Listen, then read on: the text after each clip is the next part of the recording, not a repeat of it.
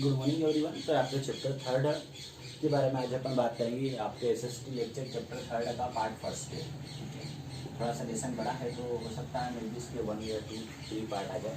ठीक है, तो इंडस्ट्रीज इन इंडिया। देखिए, इंडस्ट्रीज का मतलब एक्चुअल में होता क्या है। तो इंडस्ट्रीज को अगर अपन मेनली भाषा में कहें तो उसको बोलते हैं अपन औद्योगिकरण, है ना। बड़े बड़े प्रकार के जो उद्योग होते हैं उसको अपन इंडस्ट्रीज बोलते हैं इंग्लिश में। इन इंडिया मतलब भारत में।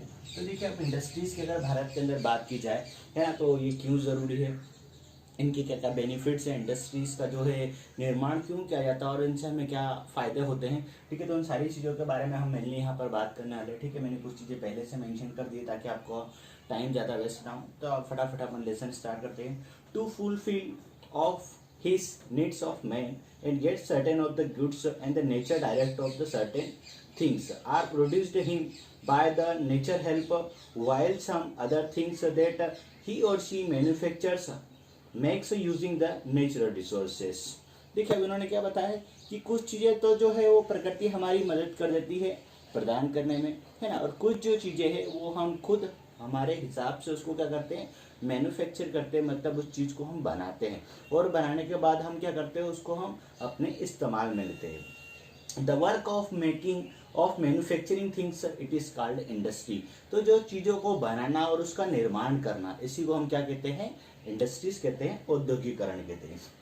आगे देखिए, in the process of manufacturing of making things main uses raw material and convert into finished good. तो इसकी प्रोसेस के अंदर क्या करते हैं, इसकी प्रोसेस में व्यक्ति क्या करता है, रॉ मटेरियल कच्चे मालों का इस्तेमाल करता है और उसको एक अच्छा सा एक रूप देता है। जैसे कि मान लो कि मुझे मार्कर बनाना है तो मैं मार्कर के लिए किसका इस्तेमाल करूंगा, प्लास्टिक का इस्तेमाल करूंगा। ऑब्वियसली इसके ऊपर सारे जो मार्क्स वार्क्स इसका इस्तेमाल करूंगा, इंक का इस्तेमाल करूंगा और इसको व्यवस्थित तरीके से बनाऊंगा, तब जाके मैं इसका यूज़ कर पाऊंगा। ठीक है, तो ये सारी जो प्रोसेस है क्या हो गई, ये मैन्युफैक्चरिंग प्रोसेस हो गई, मतलब मैंने इसका निर्माण किया। नेक्स्ट अपन बात करेंगे by transformation of raw material into finished good the man gets different things him and her used like earthen metallic utensils made of metal and clay, sugar और jaggery out of a sugar cane. देखिए, तो वो क्या करता है, इन चीज़ों का इस्तेमाल करने के लिए व्यक्ति को अलग अलग चीज़ों की जरूरत पड़ती है। जैसे उसे गन्ना अगर शक्कर बनाना है तो उसे गन्ने का इस्तेमाल करना पड़ेगा। ठीक है, उसके बाद में मशीनों का निर्माण करना पड़ेगा, मशीनों से उसका जूस निकालना पड़ेगा, उसको फिर सुखाना पड़ेगा और ये सारी प्रोसेस करके फिर उसको जो है वो शुगर केन मतलब गन्ने से जो है उसको शक्कर प्राप्त होगी। तो देखिए, अगर अपन बात करें आफ्टर इंडिपेंडेंस, है ना, अगर अपन बात करें आज़ादी के बाद में, the new policies of industries development in India was declared इन 1948। तो देखिए, भारत की आज़ादी के बाद में 1948 के बाद में एक नई पॉलिसी आई थी जिसके अंदर क्या होता है कि देखिए, जब भारत आज़ाद होने वाला था 1947 के अंदर, है ना, तो जब लोगों ने इसकी बात की, है ना, कि भाई हमारे भारत के अंदर जो भी था वो सब अंग्रेज जो थे उन्होंने सारी इंडस्ट्री डाली थी, तो हमारे भारत का भी कुछ होना चाहिए ताकि जिससे जो हमारे यहाँ के जो युवा हैं उनको क्या मिल सके, रोजगार मिल सके। यहाँ पर जो लिटरेसी बोल सकते हैं अपन, जो पढ़े लिखे के जो लोग थे वो बहुत कम थे, है ना, तो यहाँ पर जॉब्स जो मिल पाना बहुत ज़्यादा ही मुश्किल था। इसलिए यहाँ पर इसका निर्माण किया गया, इंडस्ट्रीज का निर्माण किया गया ताकि वहाँ पर जो है वर्कर्स लोग जाकर वहाँ पर काम कर सके। नीचे आ जाइए, तो अगर अपन बात करें तो यहाँ पर इंडस्ट्री जो है वो यहाँ पर लोगों ने क्यों डालना पसंद किया है ना, और यहाँ पर क्या कारण था मेनली जिसकी वजह से इंडस्ट्रीज यहाँ पर औद्योगिकरण डाला। तो पहला था topography is favourable for the setting up industry. देखिए, टोपोग्राफी होता क्या है, टोपोग्राफी का मतलब होता है कि जो हमारे यहाँ का जो जमीनी स्तर है ना वो क्या था, वो व्यवस्थित था ताकि यहाँ पर इंडस्ट्रीज का औद्योगिकरण डाले जा सके या फिर इंडस्ट्रीज का निर्माण किया जा सके। दूसरा क्या था, दूसरा था climate condition are normal in the most of the state. मतलब हमारे यहाँ के भारत के अंदर कई सारे ऐसे राज्य थे यहाँ की जो वातावरण की जो स्थिति वो क्या थी, नॉर्मल थी, ताकि वहाँ पर अच्छे रूप में जो है इंडस्ट्रीज डाली जा सके।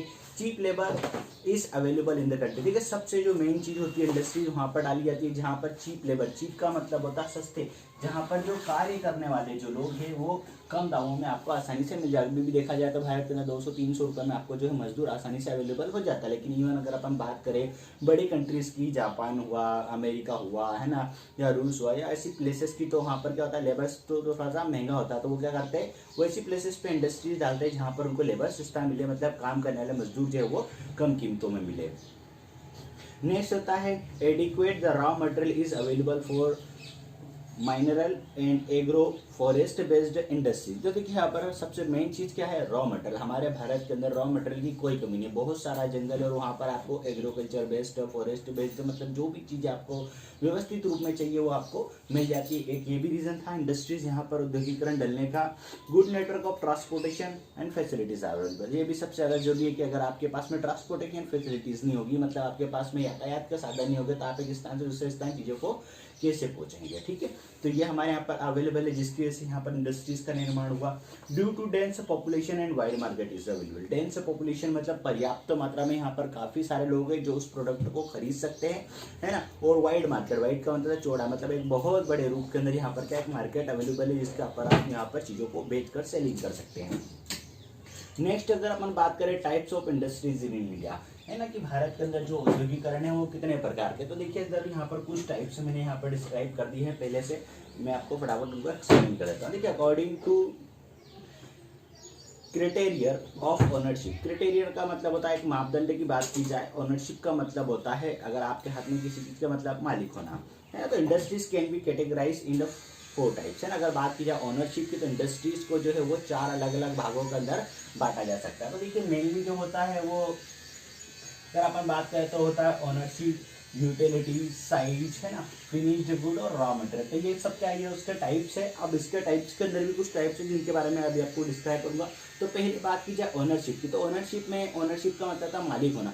तो किस किस प्रकार की ओनरशिप होती है, मतलब किस किस प्रकार से लोग जो है वहाँ पर मालिक होते हैं। तो पहला होता है private industries, industries own by the individual और बाय अ ग्रुप, है ना। तो मतलब वो इंडस्ट्री जहाँ पर क्या होता है कोई व्यक्ति इंडिविजुअली, मतलब इंडिविजुअली वो इसका मालिक हो या फिर वो किसी ग्रुप के द्वारा उसका मालिक हो, तो उसको वो आती है प्राइवेट इंडस्ट्रीज में। Government industry, industries own by the government, मतलब वो इंडस्ट्री जहाँ पर जो उसका जो मालिकाना अधिकार होता है वो किसके पास में होता है, सरकार के पास में होता है। Cooperative industries, industries own by a cooperative और ऑर्गेनाइजेशन, ठीक है। तो कोऑपरेटिव इंडस्ट्रीज वो होता है जहाँ पर एक से ज्यादा लोग जो मिलकर एक ऑर्गेनाइज बनाते हैं ना, एक बड़ा समूह बनाते हैं, उसके अंदर फिर वो सारे लोग जो है मिलकर उस इंडस्ट्रीज के ऊपर राज करते हैं या उससे काम करवाते हैं या उससे बेनिफिट लेते हैं। मिक्स्ड इंडस्ट्रीज और इंडस्ट्रीज ओन बाय 2 और more than 2 owners above of the types. Mixed industries वो होती है जहाँ पर एक या एक से ज्यादा ओनर होते हैं, मतलब मालिक होते हैं। जैसे एक ना हो, एक से ज्यादा हो, मान लो 2 हो, 3 हो, 4 हो, तो उसको अपन मिक्स्ड टाइप ऑफ इंडस्ट्रीज कहते हैं। On the basis of utilities, अगर बात की जाए इस्तेमाल की यूटिलिटी की बात की जाए तो इंडस्ट्रीज आर ऑफ 2 टाइप्स। तो देखा जाए तो उसको 2 अलग अलग प्रकार के ग्रुप्स में बांटा जा सकता है। पहला होता है बेसिक इंडस्ट्री, दूसरा होता है कंज्यूमर इंडस्ट्री। तो देखिए बेसिक इंडस्ट्रीज किसे कहते हैं, तो बेसिक इंडस्ट्रीज वो होती है जिस इंडस्ट्रीज के अंदर आपको इंडस्ट्रीज को चलाने के लिए आपको सामान की इस्तेमाल पड़ती है, जैसे कि लाइक आयरन और स्टील, है ना। अगर आपको इंडस्ट्री का निर्माण करना है तो सबसे पहले आपको जरूरत है कि वहाँ पर आपको लोहा चाहिए, स्टील चाहिए, तब जाके आप वहाँ पर मकान बना सकेंगे, फैक्ट्रीज डाल सकेंगे, है ना, और मशीनों का आप निर्माण कर पाएंगे। तो ये बेसिक इंडस्ट्रीज हुआ, मतलब इंडस्ट्रीज को चलाने के लिए इनकी जरूरत पड़ती है। दूसरा होता है कंज्यूमर इंडस्ट्री। देखिए कंज्यूमर इंडस्ट्री, कंज्यूमर को हिंदी में बोलते हैं उपभोक्ता। उपभोक्ता उद्योग क्या होते हैं, तो वो इंडस्ट्रीज होते हैं जहाँ पर कंज्यूमर गुड्स को बनाया जाता है, जैसे कि लाइक टेक्सटाइल, है ना, कपड़ा उद्योग हुआ, शुगर उद्योग हुआ, है ना, और पेपर उद्योग हुआ। On the basis of size, अगर साइज की बात की जाए, है ना, तो साइज के अंदर industries can be classified into 4 types. अगर साइज की बात की जाए तो इंडस्ट्रीज को 4 अलग अलग भागों में बांटा जा सकता है। पहला है लार्ज स्केल इंडस्ट्रीज, सेकंड मेरे की पॉइंट की अगर अपन बात करें यहाँ पर ये अलग पॉइंट के ना, तो यहाँ पर ये क्या है, लार्ज स्केल इंडस्ट्रीज, मतलब लार्ज का मतलब होता है बड़े रूप में, बड़े पैमाने में, है ना। तो लार्ज स्केल इंडस्ट्रीज में आता है आपका ऐसे टाइटन आयरन कंपनी और स्टील कंपनी, है ना। तो 2 ऐसी कंपनी है जो बहुत बड़े रूप में काम करती है। दूसरा है मीडियम इंडस्ट्रीज। मीडियम में कौन सी आती है, जहाँ पर कैपिटल इन्वेस्टमेंट जो होता है वो 5 से 10 करोड़ रुपए होता है ना। बड़ी इंडस्ट्रीज में क्या होता है, कैपिटल इन्वेस्टमेंट 10 करोड़ या 10 करोड़ से ज्यादा होता है। जैसे कि टाटा या स्टील इंडस्ट्रीज की बात करते हैं, यहाँ का जो मिनिमम जो इन्वेस्टमेंट है वो 10 करोड़ से भी ज्यादा है, मतलब आप अनुमान लगा सकते हो कितनी बड़ी होगी वो। मीडियम की बात करते हैं यहाँ पर 5 से 10 करोड़ होता है। स्मॉल स्केल इंडस्ट्री जहाँ पर जो कैपिटल इन्वेस्टमेंट होता है वो 2 से 5 करोड़ होता है ना। और कॉटेज इंडस्ट्रीज की बात करें, मतलब जहाँ पर इन्वेस्टमेंट करोड़ों में ना होते हुए कुछ हज़ार या लाख रुपए में होता है, जिससे कि जो उसको लोग घरों के अंदर भी इसका इस्तेमाल करते हैं, या कुछ 2 4 5 फैमिली मेंबर के द्वारा मिलकर कुछ पैसा कलेक्ट किया जाए और उसके बाद में फिर उसका यूज़ किया जाए और उसके बाद में फिर वो एक इंडस्ट्री डाल लें। Such industries are located in village are called a village और rural industries. If they are the located in town they are known as a urban industries, है ना। अगर वो किसी गाँव में होती है तो अर्बन होती है, रूरल में अगर छोटे कस्बे में होती है तो रूरल इंडस्ट्रीज कहलाती है। On the basis type of the finished good, अगर बात की जाए फिनिश्ड गुड की, है ना, माल की बात की जाए कि किस तरीके से जो बनने के बाद में उसको व्यवस्थित रूप दिया जाता है, तो industries can be classified in 2 types. अगर बात की जाए फिनिश्ड गुड की तो उसको 2 भागों में अलग अलग बांटा था। पहला होता है हेवी इंडस्ट्रीज, मतलब बड़े पैमाने पे, where heavy machines articles are produced like tractor और मैन्युफैक्चरिंग यूटेंसिल्स, है ना, यूनिट्स। तो ऐसी इंडस्ट्री जहाँ पर बड़े रूप में बड़े पैमाने में जो है अलग अलग बड़ी बड़ी चीज़ों को बनाया, जैसे ट्रैक्टर हुआ, जेसीबी हुआ, है ना, तो बड़े रूप में इन चीज़ों का निर्माण करना। लाइट इंडस्ट्रीज छोटे पैमाने पर, है ना, तो where the small articles daily uses are manufacture, example like toys, है ना, तो छोटे छोटे जो है व्यापार के रूप में छोटी चीज़ों का मैन्युफैक्चर करना, जैसे कि खिलौने हो गए, है ना, और भी छोटी छोटी घर के अंदर चीज़ें हो गई, रबर पेंसिल शॉर्पनर, जो भी छोटी जो चीज़ें हो गई इस्तेमाल करने के लिए उनका जो है उपयोग करना या उन चीज़ों को मैन्युफैक्चर करना। On the basis of raw material, अगर बात की जाए कच्चे माल की, तो industries can B divided into 3 types, है ना। अगर कच्चे माल की बात की जाए, पॉइंट नंबर 5 की बात कर रहा हूँ मैं, तो अगर कच्चे माल की बात की जाए तो उनको क्या है 3 भागों में बांटा गया। पहला है एग्रो बेस्ड इंडस्ट्रीज, मतलब खेती के ऊपर निर्धारित इंडस्ट्रीज, है ना, जैसे कॉटन और टेक्सटाइल कपड़ा उद्योग, है ना। Mineral based industries, mineral based जैसे कि आयरन और स्टील, है ना, इन चीज़ों को पहले खोदना पड़ता है, उसको निकालना पड़ता है, क्योंकि कण कण इकट्ठा करके फिर उसका इस्पात का इस्तेमाल करना पड़ता है। फॉरेस्ट बेस्ड इंडस्ट्रीज, जहाँ पर जो है जंगलों से हमें कच्चा माल प्राप्त होता है, जैसे मान लो लकड़ी मिल गई आपको, है ना, जंगलों से, या और भी जड़ी बूटी मिल गई, मेडिसिन हर्ब सब मिल गई, है ना, उन सभी चीज़ों को फिर मैन्युफैक्चर करके लाइक पेपर बनाना, है ना, कागज से फिर आप नोट बनाना, ऐसे कई सारी जो इंडस्ट्रीज है, रबड़ का इस्तेमाल करना, तो रबड़ के पेड़ से रबड़ का निकालना। और यहाँ पर एक छोटा सा एक मैप दिया गया है, ठीक है, इस मैप को जो है आपको प्रैक्टिस करना है प्लेसेस के नेम के साथ में। नेक्स्ट है आपका एग्रीकल्चर बेस्ड इंडस्ट्री, तो उसका यहाँ पर थोड़ा सा डिस्क्रिप्शन दिया है। India is an agriculture country, Bharat जो है वो एक एग्रीकल्चर कंट्रीज है, मतलब खेती प्रधान देश है ना, जहाँ पर वीट, गेहूँ, राइस, चावल, मेज, है ना, मक्का, शुगर केन, गन्ना, कॉटन, कपास are used to raw material in the certain of the industry like sugar cane और शुगर इंडस्ट्रीज, कॉटन टेक्सटाइल और टेक्सटाइल इंडस्ट्रीज, है ना। तो जो ये सारी जो चीज़ें हैं इनका इस्तेमाल जो है वो कच्चे माल की तरह इस्तेमाल किया जाता है। जैसे गन्ने का इस्तेमाल जो है वो शुगर केन मतलब गन्ने का इस्तेमाल जो है वो शुगर की फैक्ट्री में किया जाता है। कॉटन टेक्सटाइल की बात की जाए तो वहाँ पर जो है कच्चे कपास का इस्तेमाल किया जाता है, ताकि वहाँ से कपड़े को बनाया जा सके।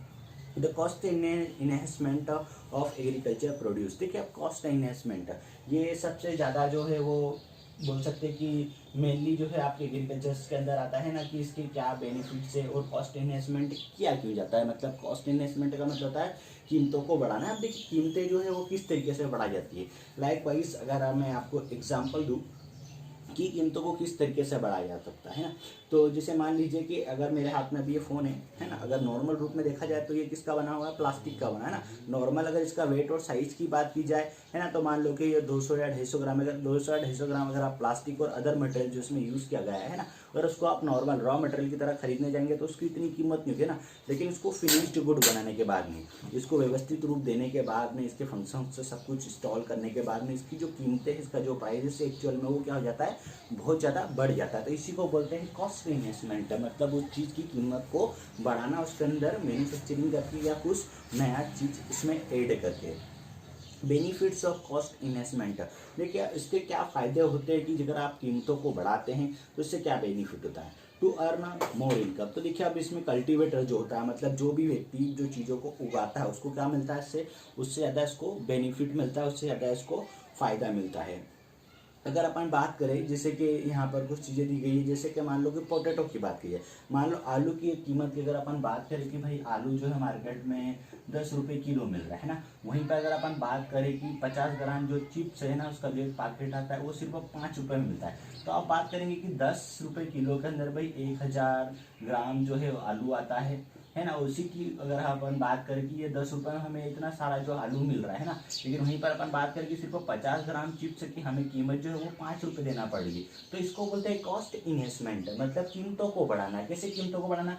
आलू तो वही है, लेकिन सिर्फ उसकी क्वालिटी को बढ़ा दिया, मतलब उसको छीन दिया, उसको चिप्स बना दिया है ना, उसको थोड़ा बहुत तल दिया, उसके अंदर अलग अलग प्रकार के स्पाइसेस मसालों का इस्तेमाल करके उसकी कीमतों को बढ़ा दिया, और 50 ग्राम की वो हमसे 5 या 10 रुपये ले रहे। तो मतलब इन्होंने क्या करा, चीज़ तो वही है लेकिन उसको इन्वेस्टमेंट कर दिया, मैन्युफैक्चर कर दिया, जिससे उसकी कीमत को बढ़ा दिया। इसको बोलते हैं कॉस्ट इन्वेस्टमेंट, जिससे हमें प्राइजेस ज़्यादा मिलते हैं, कीमतें ज़्यादा मिलती है। नेक्स्ट बात करें, extra profit to the cultivator to the place और मेडिटेटर। देखिए मेडिटेटर कौन होता है? मध्यस्थता वाला, है ना। तो अब इसके अंदर क्या होता है कि जैसे कि एक व्यक्ति शॉपकीपर है, शॉप ओनर है, उसके बाद में फिर दूसरा शॉप ओनर है, तीसरा शॉप ओनर है। तो यहाँ से कस्टमर तक के माल आते आते 2-3 लोग जब बीच में आते तो इसकी जो कीमतें हैं वो और ज़्यादा बढ़ जाती है ना। लेकिन अगर इसकी पकड़ अच्छी होगी है ना, तो डायरेक्ट क्या करेगा कंज्यूमर, मतलब जो भी खरीदने वाला उसको डायरेक्ट सामान बेचेगा, तो उसको क्या होगा, कंज्यूमर को और सामने वाला जो शॉप ओनर है, दोनों को जो क्या होगा उसका ज़्यादा बेनिफिट्स मिलेगा। To prevent the agriculture produce of a damage. ठीक है, अब ये स्वाभाविक बात है, और आपके पास में ज़्यादा माल है और लंबे समय के आपके पास में पड़ा रहता है तो उसको कहा जाता है वो डैमेज हो जाता है, खराब है। तो इन चीज़ों को उससे बचाने के लिए भी जो है क्या किया जाता है, कॉस्ट इन्वेस्टमेंट किया जाता है। कि इतने सारे आलू को हम एक साथ नहीं रख सकते, लेकिन अगर चिप्स बना दी जाए, उसको मैन्युफैक्चर कर जाए और बाकायदा उसको वेफर में पैक कर दिया जाए, है ना, एक ऐसी गैस के साथ में जिससे वो खराब ना हो, तो उसको हम लंबे समय के लिए रख सकते हैं। नेक्स्ट है टू प्रोड्यूस कॉटेज और होम इंडस्ट्रीज, है ना। तो छोटी छोटी और होम इंडस्ट्री जो है इससे बनाई जाती है या पैदा होती है। इसके अंदर क्या क्या चीज़ों का निर्माण होता है, जिससे कि आपका होगा बड़ी, पापड़, चिप्स, सॉस और जेम्स, है ना, जिसका आप मेनली जो है आप यूज़ भी करते हैं। Creation of opportunities for the employment in rural area. देखिए ये क्या होता है, ये एक मेन भाग होता है, जिससे क्या होता है, क्रिएट का मतलब होता है पैदा करना। तो जो गांव होते हैं छोटे छोटे, वहाँ पर क्या होता है, रूरल एरियाज में आपको एम्प्लॉयमेंट मिल जाता है, मतलब जो लोगों के पास में काम नहीं होता, फिर छोटी सी कोई सी इंडस्ट्रीज है, जहाँ मान लो 4-5 लोग जो है वो मिलकर पापड़ बना रहे हैं, तो सारे घर के जो लोग हैं वो उसमें क्या हो जाएंगे, इंडिविजुअली ऐड हो जाएंगे, उसके अंदर मेहनत करेंगे, और जो स्वाभाविक बात है ज़्यादा मेहनत होगा तो ज़्यादा प्रोडक्शन होगा, ज़्यादा प्रोडक्शन होगा तो ज़्यादा इनकम होगी। The hidden employment will come to the end. अगर गांव के अंदर बात की जाए तो लोगों की जो मानसिकता होती है वो कैसी होती है कि जो महिला है वो घर के बाहर नहीं जाना चाहिए, घर पर रहना चाहिए, घर का काम करना चाहिए। तो उससे क्या होता है कि जो घर के अंदर मान लो 4 सदस्य है और एक व्यक्ति कमाने वाला है, तो उसके ऊपर बर्डन ज़्यादा होता है। लेकिन अगर घर के अंदर कोई सी छोटी मोटी इंडस्ट्रीज होगी तो एक व्यक्ति कमाने वाला है ना, और 4 सदस्य पहले से, तो ये लोग क्या करेंगे, मिलकर 5 लोग अगर एक साथ काम करेंगे तो स्वाभाविक बात है वो प्रोडक्शन ज़्यादा होगा, और उससे क्या होगा, हिडन एम्प्लॉयमेंट, मतलब घर के अंदर जो सदस्य जो काम नहीं कर रहे हैं वो भी काम करेंगे, तो उससे आपकी जो इनकम है वो ज़्यादा बढ़ जाएगी। Increase in the national income और इंडिविजुअल इनकम। तो इससे क्या बेनिफिट होगा, ये बेनिफिट होगा कि इससे राष्ट्र की भी इनकम बढ़ेगी, और इंडिविजुअल मतलब पर्टिकुलर जो व्यक्ति है उसको भी इससे बेनिफिट मिलेगा। Stop the feeling of the village people towards the city. तो देखिए इससे क्या हो जाएगा, इससे ये होगा कि गाँव के जो लोग हैं ना, जो क्या कर रहे हैं, वो गाँव से जो क्या कर रहे हैं वो शहरों की तरफ जा रहे हैं। किसके लिए जा रहे हैं, वो एम्प्लॉयमेंट के लिए, मतलब अपने लेबर्स को पाने के लिए, है ना, कि अगर हमें यहाँ पर काम नहीं मिलेगा तो हम क्या करेंगे। मेनली जो लोग यही करते हैं कि गांव के अंदर काम नहीं होता तो गांव में कुछ जॉब करने के बजाय या कुछ नया करने के बजाय वो क्या करते हैं, बाकायदा वो जॉब करने के लिए सिटी में चले जाते हैं ना, ताकि हमें वहाँ पर ज़्यादा इनकम मिलेगी, वहाँ पर बड़ी इंडस्ट्रीज। लेकिन वो कभी ये नहीं सोचते गाँव के अंदर हम इंडस्ट्री डालें ताकि वहाँ के जो दूसरे लोग हैं उनको भी एम्प्लॉयमेंट मिल जाए। इससे क्या होता है, गाँव के जो लोग हैं ज़्यादातर जो है वो सिटी या शहर चले जाते हैं ज़्यादा पैसा कमाने के लिए, तो इससे उनको वहाँ पर नहीं जाना पड़ेगा, यहीं कहीं उनको कुछ ना कुछ काम मिल जाएगा। Expansion of advanced cultivation. अब इसके अंदर क्या होता है, एक्सपेंशन का मतलब होता है बढ़ाव होना, है ना। तो उसके अंदर क्या होता है, एडवांस्ड कल्टीवेशन, नए नए प्रकार के जो कल्टीवेशन की जो चीज़ें हैं, मतलब खेती करने के लिए जो चीज़ें वो आपको देखने को मिलती है। जैसे अगर आप अभी आप मार्केट के अंदर देखेंगे तो कई सारे प्रकार के अलग अलग ट्रैक्टर्स मिल रहे हैं, है ना। पहले जो है हल का इस्तेमाल किया जाता था, बैलों का इस्तेमाल किया जाता था, लेकिन अब जो है ऐसा नहीं होता। अलग अलग प्रकार के मशीन और टूल्स आ गए, जिससे जो है खेती का जो करना काफ़ी ज़्यादा आसान हो गया, और बड़े पैमाने पर बिना थके 24 घंटे जो मशीनें कार्य कर सकती है। Means of investment cost and production. अब क्या मतलब है इसकी कॉस्ट बढ़ाने का? The cost of agriculture produced may be enhance transforming colour shape and quality. देखिए अब कॉस्ट बढ़ाने से क्या मतलब है, चीज़ों का कॉस्ट जो कीमत है वो कैसे बढ़ती है, तो कैसे बढ़ती है? पहली बात तो उसका शेप, मतलब चीज़ों का साइज बढ़ेगा, उसका कलर बढ़ेगा और उसकी क्वालिटी बढ़ेगी। जैसे मान लो अगर एप्पल की बात की जाए तो पहले जो एप्पल थे है ना, वो भी पहले भी थे अभी भी थे, लेकिन अब उसके अंदर और अभी के एप्पल्स में अगर आप देखेंगे तो आपको डिफरेंट कि एप्पल का जो साइज है वो क्या कर दिया गया है, उसको बड़ा कर दिया गया है। उसकी जो क्वालिटी है, मतलब जो उसका टेस्ट है उसको बढ़ा दिया गया है, उसका जो कलर है उसको बढ़ा देगा, उसकी जो चमक है ना इसको बढ़ा देगा। तो इससे क्या होगा कि शेप तो वही है, लेकिन जब इसकी टेस्ट क्वालिटी और इसके कलर को बढ़ाने के बाद में इसके जो प्राइस है वो क्या हो गए, इनहेंस हो गए, इंक्रीज हो गए, है ना। उसकी जो कीमत है वो पहले से ज़्यादा बढ़ गई है। आपको पहले भी शेप उगाना पड़ रहा था, अभी भी शेप उगाना पड़ा, लेकिन फ़र्क क्या है? फ़र्क है कि आपने उसकी क्वालिटी को, उसके शेप को, साइज को बड़ा करने से आपने क्या कर दिया है, उसकी कीमत को ज़्यादा बढ़ा लिया है और उससे आपको ज़्यादा बेनिफिट हो रहा है। जैसे अगर बात करें यहाँ पर कुछ एग्जांपल दिए हैं, टू प्रिपेयर आटा एंड दलिया। देखिए अगर आटे की बात की जाए तो मेनली जो गेहूं है वो 20 रुपये किलो मिल रहा है, उसका अगर आप आटा बनाते हैं तो 20 या 22 रुपये आपको मिलते हैं, लेकिन वहीं पर अगर आप दलिया बनाते हैं तो वो 28 रुपीज़ किलो जाती है, मतलब 28 रुपये किलो जाती है। तो आप यहाँ पर देखते हैं कि मेनली सीधा जो है आपको 8 रुपये पर किलो का जो है आपको बेनिफिट होता है। इसी तरीके से अगर बात करें बढ़िया या बाजरा की, है ना, तो ये भी सेम पंकिन से बनता है ना, ये भी बनती है, लेकिन उसके अंदर जो बढ़िया की बात की जाए तो उसकी कीमत ज़्यादा आती है बजाय बाजरा के।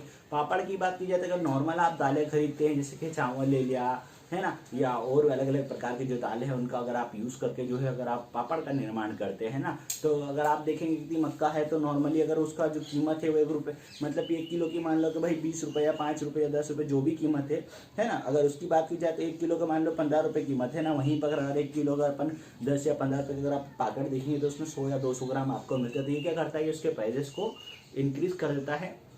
इसी तरीके से अगर चिप्स की बात करें तो वहीं पर आलू की कीमत मान लो 8 रुपये या 10 रुपये है, मैंने अभी आपको एग्जांपल दिया है ना, और वहीं पर अगर 50 या 100 ग्राम चिप्स की बात करें तो वो आपको 8 रुपये या 10 रुपये मिलती है। तो ये क्या कर रहा है, ये उसकी प्रोडक्टिविटी को, मतलब ये उसकी क्वालिटी को चेंज करने के बाद में हमें उसकी कीमत जो है वो ज़्यादा प्राप्त होती है। इसी तरीके से सॉस है ना, टमाटर केचप है, चटनी है, अचार है, जैम, जेली, है ना, स्क्वीज, गुलकंद और माउथ फ्रेशनर। तो ऐसे कई सारे जो है अलग अलग प्रकार के जो लोग यूज़ करते हैं छोटे मीडियम बिजनेसेस के लिए, इंडस्ट्रीज़ के लिए, और उससे क्या करते हैं उनकी कीमतों को बढ़ाकर वो अच्छा पैसा कमा सकते हैं।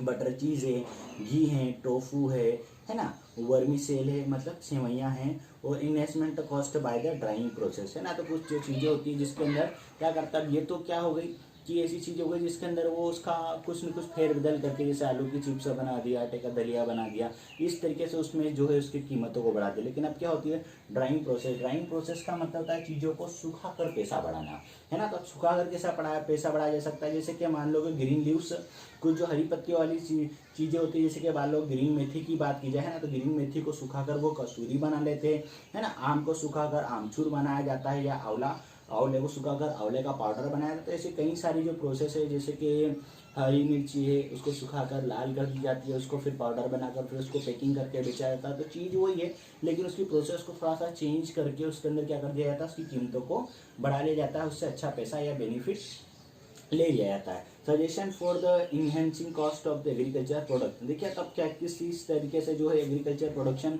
के सजेस्ट किया जाता है, आपको बताया जाता है किस तरीके से आप उनकी कीमतों को बढ़ा सकते हैं। तो पहला मेन कारण है कि क्या क्या कर सकते हैं आप, पैसा ज़रूरी है उसके लिए, एजुकेशन, है ना, अगर आप शिक्षा प्रदान करते हैं लोगों को या किसानों को, जिसको बताते हैं किस तरीके से उसको इंक्रीमेंट किया जा सकता है। ट्रेनिंग प्रोग्राम, अलग अलग प्रकार के ट्रेनिंग चला जा सकते हैं कि भाई पापड़ कैसे बनता है, साबन कैसे बनता है, अगरबत्ती कैसे बनती है, अचार कैसे बनता है, और ये सारी चीज़ों को उनको सिखा कर जो है इसका प्रॉपर मैनेजमेंट करके भी आप अच्छे से पैसा कमा सकते हैं। To provide relevant knowledge to the cultivator, है ना, अगर जो भी कल्टिवेटर है मतलब जो खेती करता है उसको उससे संबंधित सही ज्ञान देने से भी आप जो है उससे बेनिफिट ले सकते हैं। To make arrangement for necessary training, है ना, तो आप जो ज़रूरत है वो अरेंजमेंट करके भी आप जो क्या कर सकते हैं उससे बेनिफिट ले सकते हैं। इनके लिए आप खुद भी चाहे तो अपनी पर्सनली, अगर आपको किसी चीज़ के बारे में आइडिया नहीं है और आपको ऐसा बिजनेस करना चाहते हो तो प्रॉपरली उसकी ट्रेनिंग होती है, आप चाहिए ज्वाइन कीजिए और वहाँ से आप उसका बेनिफिट ले सकते हैं। फाइनेंशियल अरेंजमेंट, ठीक है, फाइनेंशियल मतलब अगर व्यक्ति के पास पैसा नहीं होगा स्वाभाविक बात हो बिजनेस नहीं डाल पाएगा, इसलिए गवर्नमेंट क्या करती है अलग अलग प्रकार के किसानों को लोन देती है, जिससे क्या कर सकता है उनकी फाइनेंशियल कंडीशन सुधर जाए और उससे वो अपने काम या बिजनेस को, इंडस्ट्रीज को वो डाल सके। टू प्रोवाइड टेक्निकल असिस्टेंस, देखिए मेनली जो क्या होता है, मशीनों को चलाने के लिए आपको टेक्निकल नॉलेज होना ज़रूरी है ना। तो सबसे पहले जब तक आप टेक्निकल नॉलेज नहीं लेते तब तक कि आपको जो है बेनिफिट नहीं मिलता, आप उनको सही तरीके से ऑपरेट नहीं कर पाते। और टेक्निकल नॉलेज जो होना है वो बहुत ज़्यादा ज़रूरी है। नेक्स्ट है arrangement for the sale agriculture products के by the publicity and promotion. तो गवर्नमेंट क्या करती है, गवर्नमेंट खुद भी जो है एग्रीकल्चर कई सारे ऐसे प्रोडक्ट होते हैं जिसको वो क्या करते हैं, प्रॉपर अरेंजमेंट करते हैं, जिससे कि वो आपकी की जो चीज़ें हैं, जैसे मान लो गेहूँ हैं, आटा है, दाल है, तो उसके प्राइजेस को बढ़ा सके या इसकी कीमतों, इसकी जो प्राइजेस है वो आपको अच्छी कीमत में वो आपको दिला सके। कभी कभी गवर्नमेंट भी ये कार्य करती है, कभी आपको सेल्फ इंडिविजुअली भी उसका अगर नॉलेज हो। जिस तरह आप देखेंगे कि शॉप का जो एड आता है वो टीवी में, अलग अलग प्रकार के शॉप है, डेटोल है ना, और इस प्रकार के कई सारी जो कंपनी है, ब्रांड है, वो क्या करते हैं, दिन भर इनके एड देते थे। एड देने से क्या होता है, व्यक्ति के माइंड में वो चीज़ रहती है कि जब भी वो शॉप पर खरीदने जाएगा तो ऑब्वियसली उसके मुँह से वही नाम निकलता है। जैसे कि मान लो कि लोगों को बोल देता है कि भाई हमें पेस्ट चाहिए, तो कोलगेट के इतने सारे एड आते हैं कि जब भी पेस्ट की बात की जाती है तो लोग जो है वो सबसे पहले कोलगेट का यूज़ करते हैं ना, लेकिन अदर ब्रांड की बात नहीं करते। क्यों नहीं करते, क्योंकि उसके एड इतने आते हैं कि लोगों के माइंड में वो चीज़ छप जाती है ना, उसकी एक छवि बन जाती है। तो ओबियसली उनकी जो चीज़ें हैं वो ज़्यादा बिकती है मार्केट के अंदर, उनकी पब्लिसिटी अच्छी हो जाती है। कॉटन टेक्सटाइल इंडस्ट्रीज की बात करें तो cotton textile industries is highly organised and also most important in India. तो ये बहुत ज़्यादा ऑर्गेनाइज्ड है और ये सबसे ज़्यादा भारत के अंदर महत्वपूर्ण है, क्योंकि इससे हमारे नेशनल इनकम पे बहुत ज़्यादा फर्क पड़ता है। देखिए, तो इन 1866 की बात करें तो cotton textile mills, this of the 82% mills are owned by the private enterprisation. देखिए, अगर बात की जाए तो प्राइवेट एंटरप्राइजेशन की, तो 1866 के अंदर तो 82% जो ऐसी कंपनियां थी जिसकी जो ओनरशिप थी वो किसके पास थी, प्राइवेट ओनर्स थे। मतलब जो प्राइवेट लोग जो इंडिविजुअली जो उसके ऊपर ओन कर रहे थे, मतलब वो उसके मालिक थे। उसके बाद में 10% mills are under the government control और 8% मिल्स आर कोऑपरेटिव कंट्रोल। तो उसके अंदर जो 10% जो कंपनियां थी वो क्या थी, वो गवर्नमेंट चला रही थी, और 8% जो वो कौन सी, कोऑपरेटिव बैंक से चला रहे थे। मतलब जो कोऑपरेटिव जो बड़े बड़े संस्था है वो लोग चला रहे थे, है ना। First modern textile industries was established. ये आपके एक इंपॉर्टेंट टाइप का क्वेश्चन आता है कि कलकत्ता के अंदर जो है इसका निर्माण किया गया था 1818 के अंदर, but it was a failure. पर ये क्या हो गया था, फेल हो गया था, पूरी तरीके से सही से चल नहीं पाया था। The first modern successful was set up in 1851, है ना। 1851 के अंदर सबसे पहला जो है निर्माण किया गया, है ना, जो सक्सेस हुआ। और ये कहाँ पर डाली गई थी, मुंबई के अंदर डाली गई थी, श्री नाना भाई देबर के द्वारा, दाबर। And since the first cotton textile industries mill was set up in Mumbai is known as the capital textile industries, है ना। सबसे पहले मुंबई में डाली गई थी, इसको कैपिटल टेक्सटाइल इंडस्ट्रीज का नाम दिया गया था। Subsequently this industries was located in the Ahmedabad, है ना, localised in Ahmedabad, in therefore Ahmedabad named was the Manchester of India. देखिए, मैनचेस्टर ऑफ इंडिया, तो ये क्वेश्चन आएगा आपके ऑब्जेक्टिव टाइप में, what is the Manchester of India, है ना। तो उसको अहमदाबाद क्या था, क्यों कहा गया था मैनचेस्टर ऑफ इंडिया अहमदाबाद के अंदर, क्योंकि यहाँ पर सबसे पहले कॉटन टेक्सटाइल इंडस्ट्री जो है वो डली थी, है ना। अब इसके यहाँ पर कुछ करोड़ से में इसका बेनिफिट से लिखे गए हैं कि कितना जो है इससे हमें मेनली जो है फायदा होता है, तो नीचे दिए गए, आपने इससे पढ़ लीजिए, ठीक है। आपका लेक्चर फर्स्ट का चैप्टर 3 का है, फर्स्ट पार्ट है। नेक्स्ट पार्ट में अब हम इसके आगे की बात करेंगे।